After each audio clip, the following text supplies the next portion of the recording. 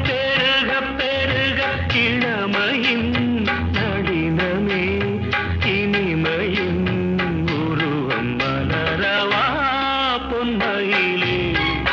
நெஞ்சம் ஏக்கத்தில் தவிக்குது என்று